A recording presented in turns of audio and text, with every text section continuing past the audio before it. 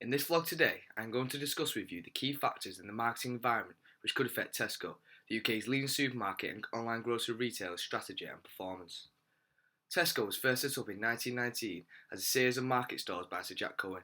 It is currently the world's third largest retailer in terms of profits and the UK's leading grocery supermarket with a market share of 27.4%.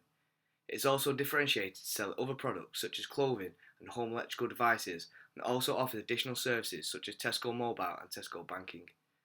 Marketing, as cited by Richardson, James and Keller, is a management process of anticipating, identifying and satisfying customer requirements profitably and can be affected by several internal and external factors known as the micro and macro environment.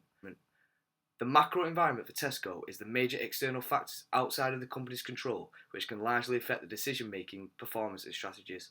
These factors are political, economic, social and technological. A political factor which has hit Tesco hard in terms of current and future performance is the UK's vote to leave the European Union. A report from the Independent Online in October 2016 says that as a result of this vote, the value of the pound has dropped from 1.48 to 1.22 US dollars. This caused major supplier of household brands Unilever, based in the Netherlands, to demand a 10% rise in the price of Tesco's products to offset the price of higher goods. This has negatively affected Tesco as it forces them to either increase the prices and lose potential customers to competitors or remain prices the same and suffer a low profit margin. Another external factor which has affected Tesco's strategy and performance is use of technology and the recent rapid growth of e-commerce. Tesco was the first supermarket to introduce the club card scheme in 1995 in an innovative way to gain customer loyalty and massively increase market share over competitors. Tesco also uses technology with both online shopping and self-checkout counters to make the shopping experience much more convenient for customers. According to Mintel's The Millennial Impact, Food Shopping Decisions, research shows that the online e-commerce market is expanding rapidly, with 39% of millennials primarily buying groceries online and more consumers using the internet to purchase goods. Tesco is currently the online market leader in food retailing in the UK, with an estimated 3.05 billion of its sales online, totaling 7.5% of its overall UK turnover. So therefore, Tesco is effectively using the recent rise in technology to its advantage to maximise profitability. In order for Tesco to stay profitable as a business, it has to keep up with social factors such as demographic and cultural changes within the population. Tesco has adapted to the nation's cut down on obesity by concentrating on offering much healthier and organic food on the shelves. As well as this, current trends of consumer behaviour show that British shoppers have shown more towards American-style bulk shopping. Therefore, Tesco has adapted to this by increasing the amount of megastores, which has allowed the business to expand the product portfolio selling differentiated items such as clothing, CDs and electrical devices. Economical factors are also of concern to Tesco, as the current state of both the UK and global economy can have a large influence on demand, cost, price and profits of the business. For example, during a slump in the economy, such as during the credit crunch in 2008, where unemployment levels are high, this has a negative effect on Tesco's financial performance.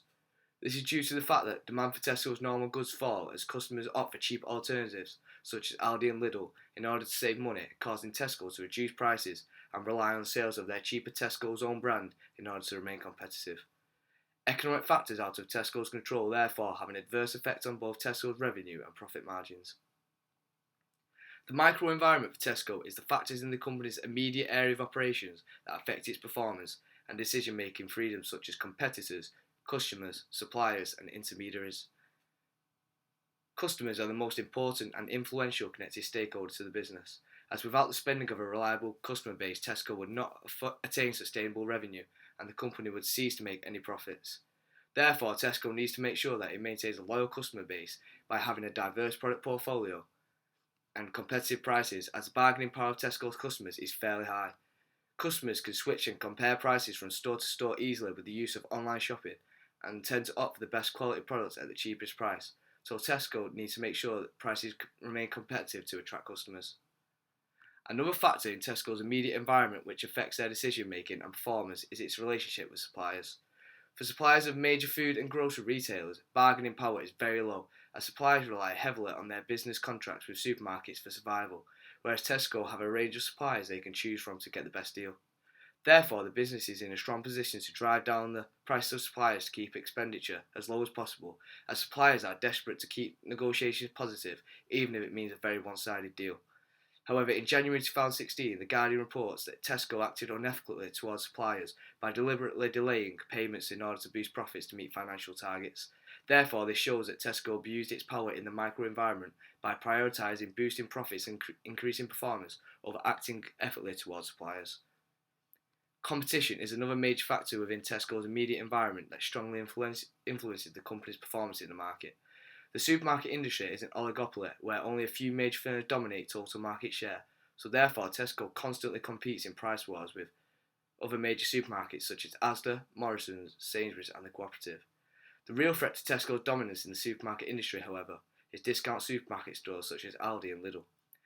Aldi has seen its market share more than double from 2.5% to 5.5% in the last 3 years and has promised to remain at least 15% cheaper than Tesco in a bid to wrestle sales away from the leading supermarkets as consumer trends point more and more towards customers spending less and less in supermarkets.